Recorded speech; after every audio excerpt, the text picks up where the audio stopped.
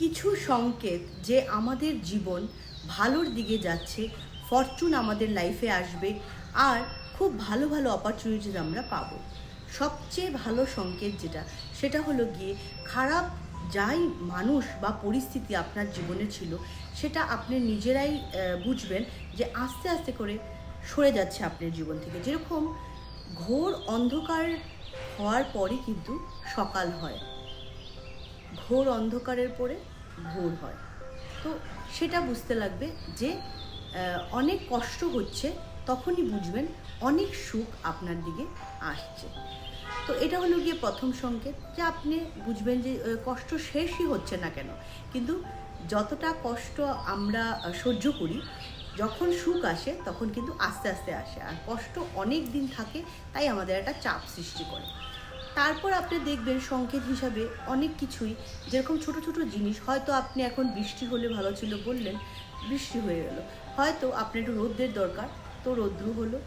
এইসব দিয়ে ভগবান কিন্তু আমাদেরকে সাইন দেয়, ইঙ্গিত দেয় যে উনি আমাদের সাথে আছেন আর আমাদের আস্তে আস্তে সময় ভালোর দিকে যাচ্ছে। তো এই সব ধরনের সংকেত, বা আরও যেরকম মিষ্টি খেতে ইচ্ছে করছে, এরকম সংকেত যদি আপনারা দেখেন, তাহলে কিন্তু বুঝবেন যে ভালো সময় আসছে। যখনই দেখবেন যে খারাপ যারা আপনাকে কষ্ট দিচ্ছিল এতদিন, তাদের সামনে আপনি কোনো কথাই বলতে পারছেন না, না কোনো প্রতিশোধ, না কোনো রাগ, না কোনো ঝগড়া, কিছুই করতে আপনার ইচ্ছা করছে না।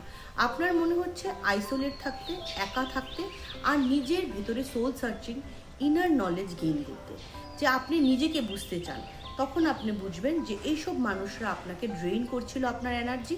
শুরুতেই আমরা বুঝি না, কিন্তু যখন আমরা আইসোলেট হতে চাই, তখন আমাদের এটা শুভ সংকেত নিতে লাগবে। আমরা ভাবি যে আমরা কি করে একা থাকবো, কিন্তু আমরা একা এসছি, সবাই একাই যেতে হবে, আর মধ্যেখানের বাকিটা জীবন একা না থাকার অভিনয় করি আমরা।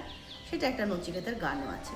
তো ওইভাবে আমাদের দেখতে লাগবে জীবনটাকে, যে আমরা একা যখন নিজের সাথে থাকতে পারবো, আর একাকিত্ব বোধ হবে না, একাকিত্বটাকে মনে হবে উপলব্ধি, একটা নিজেকে চেনার সুযোগ, আর প্রসন্ন থাকার, আমরা আমাদের একাকিত্বর সাথেও প্রসন্ন থাকতে পারবো, সুখী থাকতে পারবো। তখনই বুঝতে হবে যে সময় ভালো হচ্ছে আর আমরা কিছু একটা শিখতে চলছি। তো সেটাকে, এই নলেজটাকে কাজে লাগিয়ে আমরা আমাদের জীবনে এগিয়ে যেতে পারবো। আর যারাই খারাপ করেছে তাদেরকে মাফ করে যদি এগিয়ে যেতে পারি আমরা, তাহলে তার থেকে ভালো হিলিং আর আমাদের কিছু হতে পারে না।